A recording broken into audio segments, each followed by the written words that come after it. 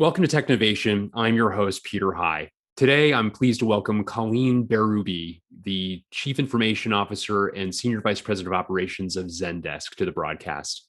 Zendesk is a customer experience company founded in 2007 that enables any business around the world to take their customer service online. As of December of last year, the company surpassed $1 billion in annual revenue for the first time. Colleen joined Zendesk just under 3 years ago as the Chief Information Officer, and she added her operations responsibilities a bit more than a year ago. She's a previous Chief Technology Officer of Fisher Investments and a former leader of other tech stalwarts, including Adobe and Cisco. Colleen, welcome to Technovation. It's great to speak with you today. Hi, Peter. Thanks. I'm really excited to be here. Well, Colleen, as I mentioned, you have an unusual dual set of responsibilities, although there's a growing, though still exclusive club of people who are taking on these tech and ops sets of responsibilities together. Yeah. But I'd love to hear in your own words, kind of the two sides of what you manage and your purview as a result of that, if you would. Yeah, sure. So as you mentioned, I joined in 2019 as the CIO, and my role there really encompasses running all the technology that we run our business with. And in addition to that, enterprise data and analytics. So really looking after the data for the company.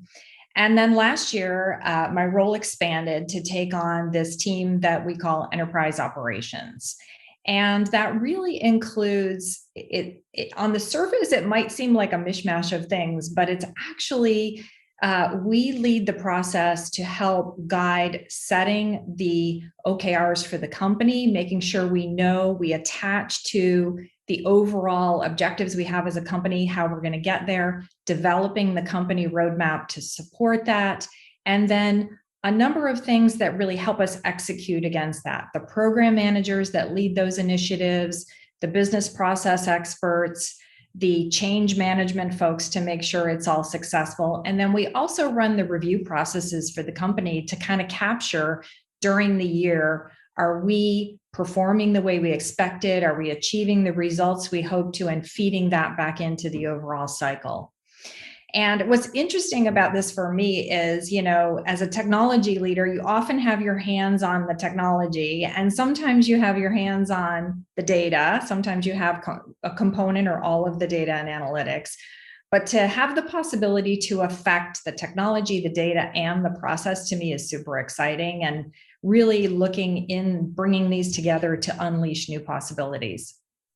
Yeah, that's a fascinating insight that you mentioned. I know in our past conversations, you've referred to it as three legs of the stool: tech, data, and process. And as a result of controlling those, you have an enormous amount of influence, you and your organization, as a result of leading those different aspects. Talk a bit about the change that you have begun to influence as a result of having those three legs of the stool under your purview. Yeah, well, as you mentioned earlier, we are a company that has just crossed $1 billion. And as the old saying goes, what got us to here won't get us to there. So we've really shifted our sights as a company on now growing to become a multi-billion-dollar company.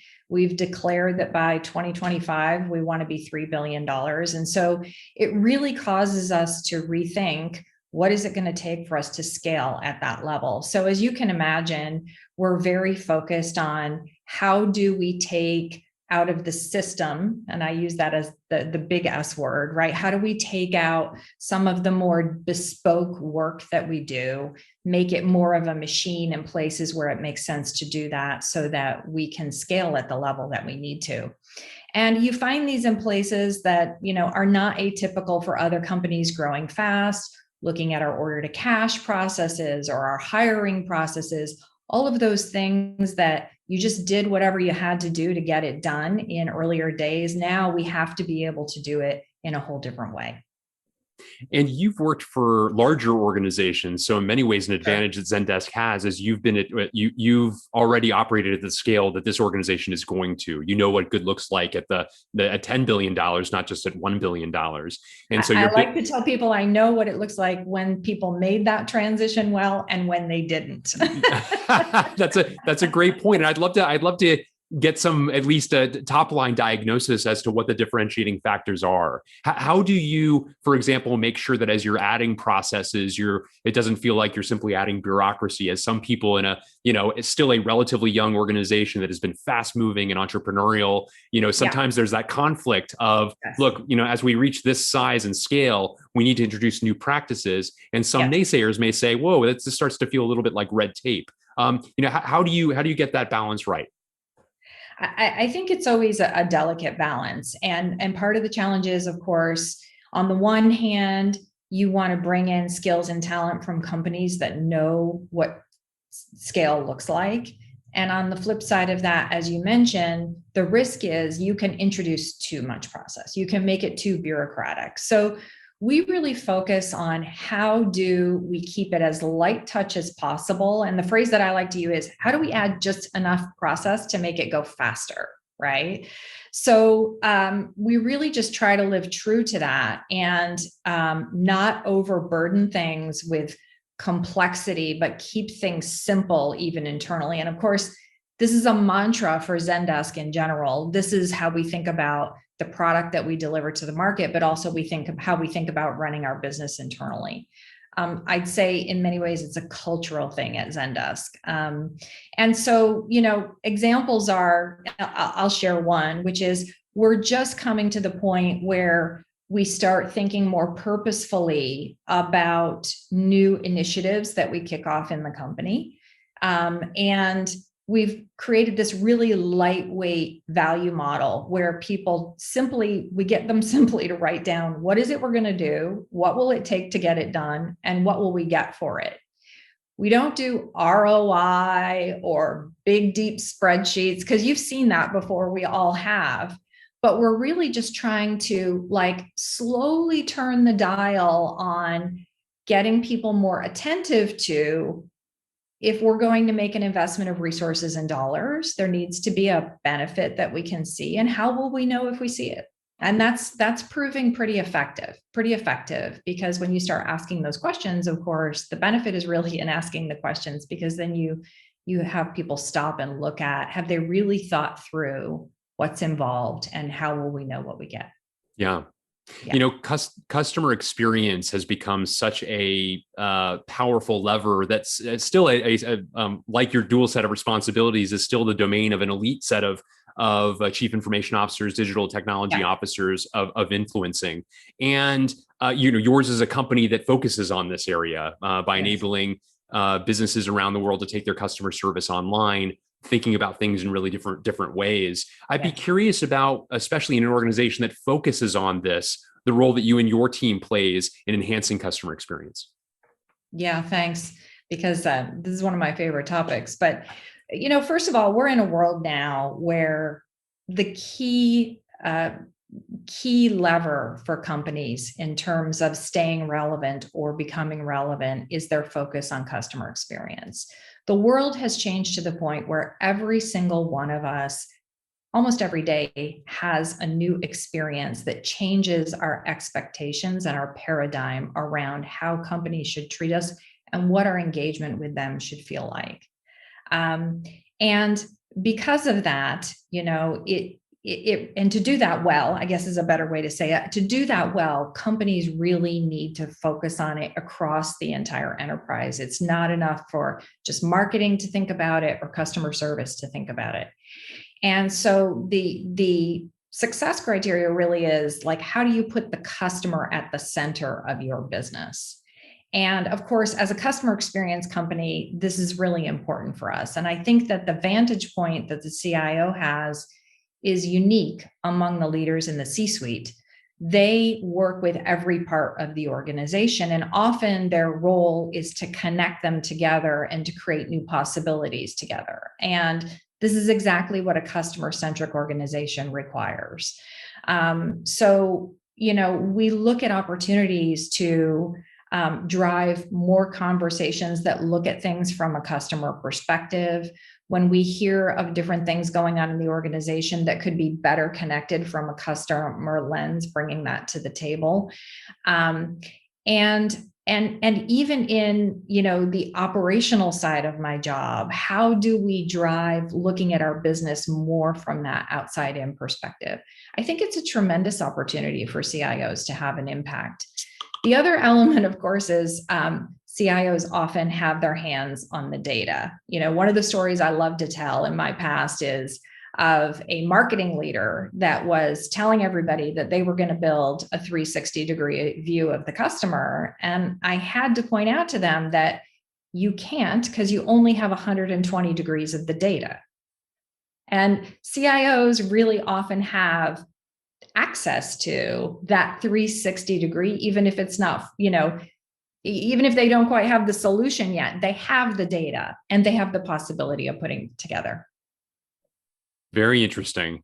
I wondered also, there's a lot that has been thought about, especially during the past year and a half or so that we've been in quarantine through the COVID crisis, in thinking about customer experience and employee experience. Yeah. Not that those weren't thought about previously, but of course, Yes. There's a new poignancy in the new ways in which we are working now, and frankly, the new trials and tribulations that individuals and their families face, just as they also contemplate that balance between work and life. Talk a bit about where you see the intersection between customer and employee experience. It's interesting when you go look at the research that's been done in this space. There's almost a virtuous cycle between employee experience and customer experience. They're highly related. And on the one hand, if you look at companies that have happy and engaged employees, they experience over 80% higher customer satisfaction. And if you go look at companies that have the highest customer satisfaction, they have 80% higher employee satisfaction. So we could debate which one leads to the other, but the truth of the matter is that it just points to a company that's focused on experience. And I believe that if your aspiration is to deliver an amazing customer experience, you can't do that alone. You want every employee in your company to viscerally experience what that feels like every day and give them the tools and the processes that they need to help deliver that amazing customer experience. If you have passion about them, they will have passion about the customer. That certainly is a virtuous cycle that you're describing there. Very interesting indeed. I wonder, as you reflect on, again, this most unusual period that we've been living through, and especially kind of diagnosing new ways of working virtually, it would seem a portion of which are going to continue even after a point where we can safely return to offices. Yes. How do you think about the topic of agility and continuing to keep that on the on the radar and part of the ethos and culture of an organization? There are those who say that it is best managed in close proximity, that even frankly, the whole topic of agile development is something that is, originally almost required hand-to-hand in-person collaboration. Now there have been a tremendous number of learnings as a result of our, by necessity, many of us anyway, operating virtually. Talk a bit about some of the things that you've learned over the course of this period that you think will be sustaining even beyond into the next period, the so-called future of work. Yeah, it's interesting when COVID started, like a lot of other companies, we pivoted to remote work, and many of the early decisions we made and the actions we took were a bit reactive and tactical. We made sure people had the equipment that they needed at home and that they could get access to what they needed. And we spent a lot of time in the early days, polling our employees to find out how they were doing and what they needed. And we took a lot of actions beyond technology itself. We put new programs, support programs in place for employees and gave them access to services that they might need. So all of that, was what it was at the time. But as you point out, over the past year plus, we've learned quite a lot. And if I think now about the way we're talking about how we make employees successful in this environment, we've changed our thinking, pivoted our thinking a little bit to now start with what is it the employee wants to get done. So whereas a year ago, we might have been talking, do they have a whiteboarding tool, right? Now we're talking about, oh, no, it's not about the whiteboarding tool. It's about how do you conduct a collaborative design session in a remote environment. And we're focused on how we bring to the table everything you need to get that done. Here's the tools you'll need. You're going to need this. We suggest this collaboration tool, this whiteboarding tool. Here's some best practices for conducting this kind of session and this kind of meeting. And this component of introducing more common practices is really something we're focused on now.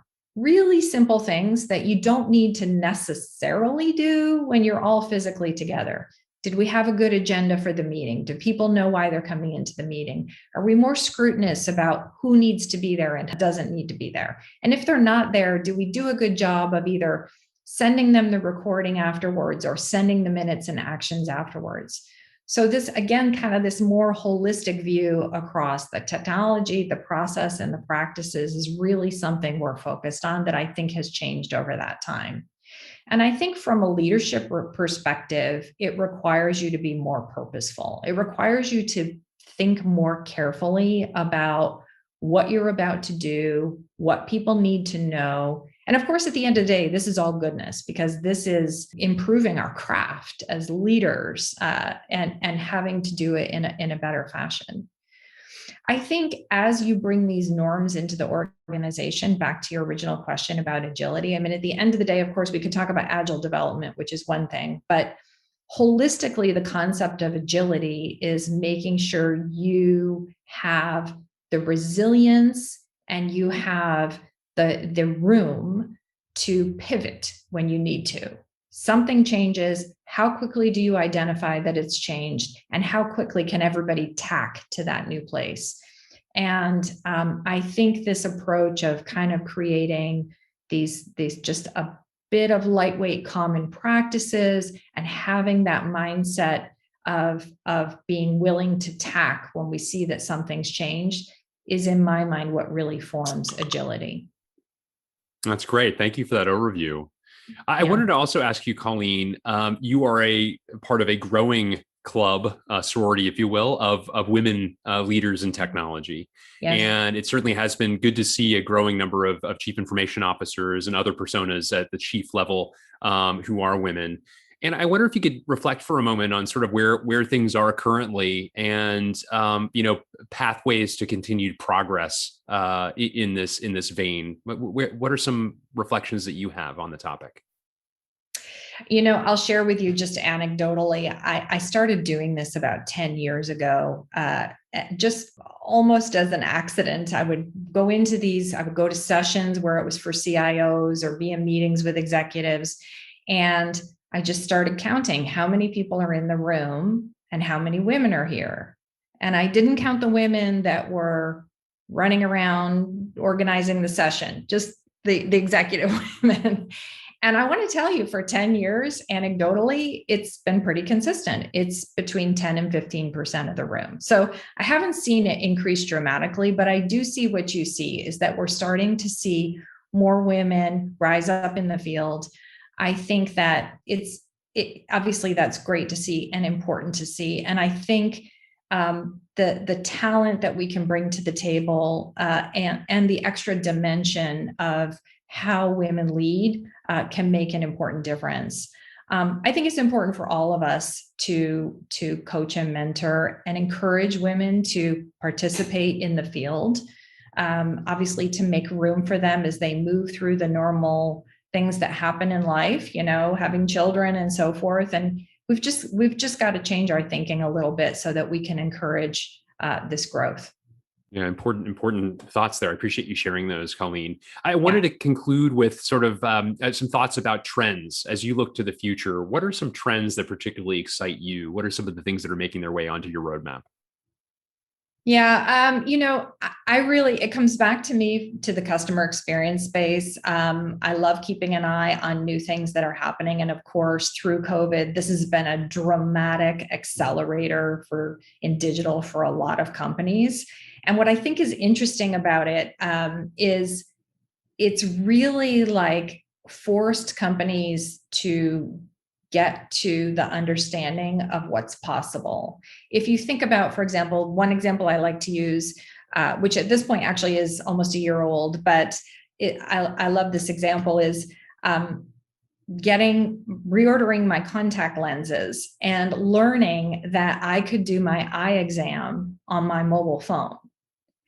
Completely shattered my paradigm. And when I was going through this online, I thought to myself, there's no way. And I went and did some research and learned that the efficacy of the exam on my mobile phone pretty much matched what I would have in the office. Now, there's other things they do when you go to the eye doctor that obviously you can't do on your mobile phone, but getting your prescription for your correction on your lenses and reordering your contacts or your glasses there's no reason you need to go into an office for that. And certainly we've seen over the course of COVID that our paradigm around mobile or telemedicine, when do you really need to have the physicality, has changed. We used to think of it, we were skeptical of it, it was an exception. Now it seems completely normal.